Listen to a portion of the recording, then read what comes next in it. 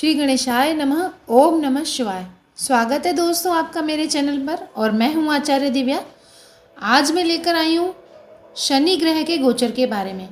जी हाँ, न्याय कारक ग्रह शनिदेव, मंद गति से चलने वाले क्रूर ग्रह शनिदेव, कर्म कारक ग्रह शनिदेव अपना गोचर कर रहे हैं 17 जनवरी 2023 को और मकर राशि से निकलकर अपनी मूल त्रिकोण कुंभ राशि में गोचर कर रहे हैं, जहां ये पूरे साल भर बने रहेंगे।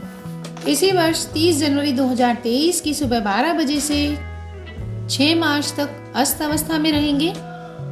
इसके बाद 17 जून को ही रात 10 बजे से वक्री हो जाएंगे और 4 नवंबर को सुबह एक बार फिर से मार्गी अवस्था में आ जाएंगे। तो ये तो 2023 में शनि के वक्री मार्गी होने के गोचर के बारे में था। शनि देव की इस गति से कौन सी राशियों के साढ़े साथी और कौन सी राशियों की ढैया शुरू होगी, आइए जानते हैं। देखिए, शनि देव की इस गति से धनु राशि के जातकों को शनि की साढ़े साथी से पूरी तरह से मुक्ति मिल रही है। मकर राशि के जातकों की साढ़े साथी का दूसरा चरण समाप्त होगा और वो तीसरे चरण में शुरू हो जाएंगे। कुंभ राशि के जातकों का पहला चरण खत्म होगा और उनकी साढ़े साथी का दूसरा चरण शुरू होगा।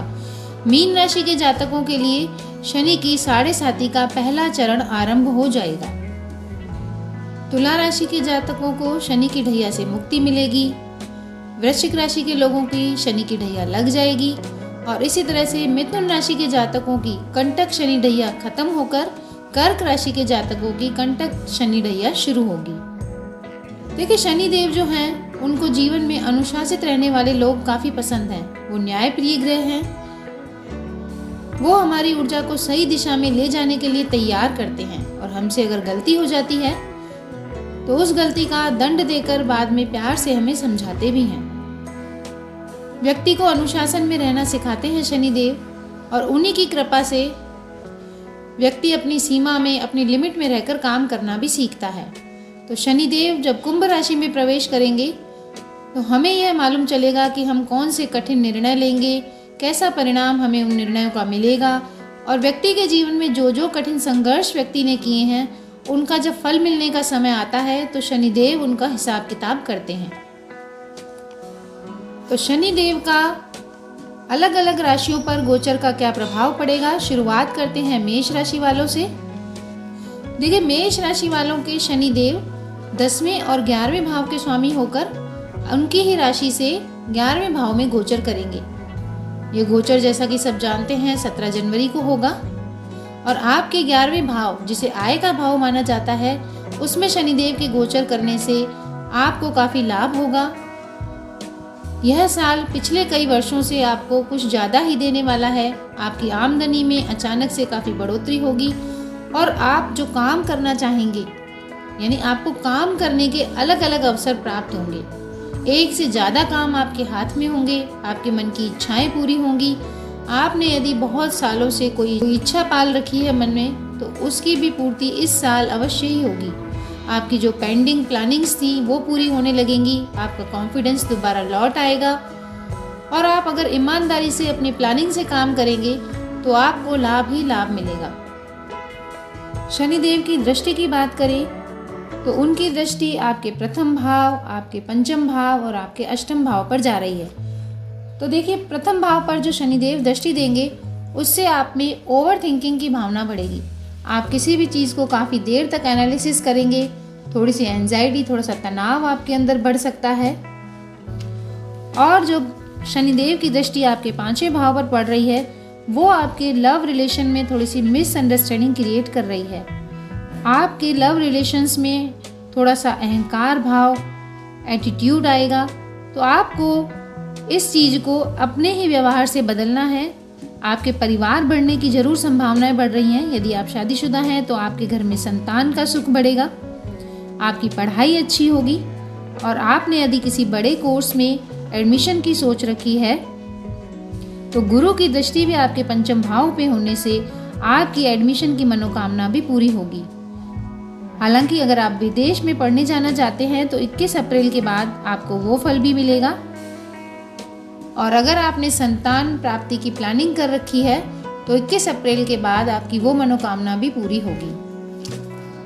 बात करें शनिदेव की आपके 8वें भाव पर दृष्टि की, तो देखिए 8वां भाव आपके डीप नॉलेज, डीप रिसर्च और आपकी आयु का भाव है। तो शनिदेव की दृष्टि से आपकी आयु पर तो कोई संकट नहीं आएगा, लेकिन छोटे मोटे एक्सीडेंट्स से आपको बचना चाहिए।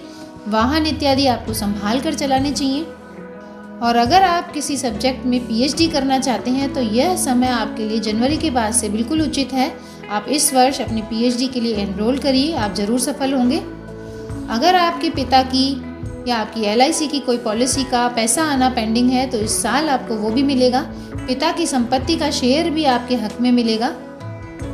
और अगर आप किसी कोर्ट कचहरी के मामले में फंस रहे हैं तो वह मामला भी इस साल सुलझता हुआ दिखाई दे रहा है।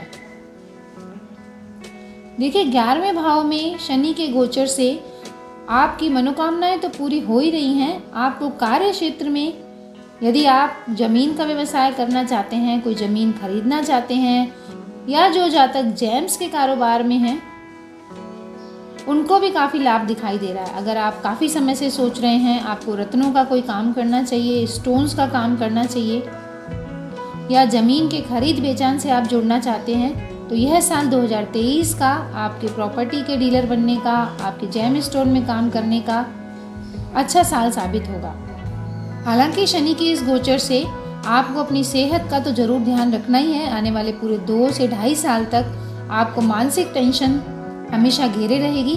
काम आपके होते रहेंगे लेकिन आप उनको अपने दिमाग पर बहुत ज़्यादा बोझ समझकर करेंगे और अपनी हेल्थ में आपको कभी न कभी छोटे मोटे इश्यूज आते रहेंगे।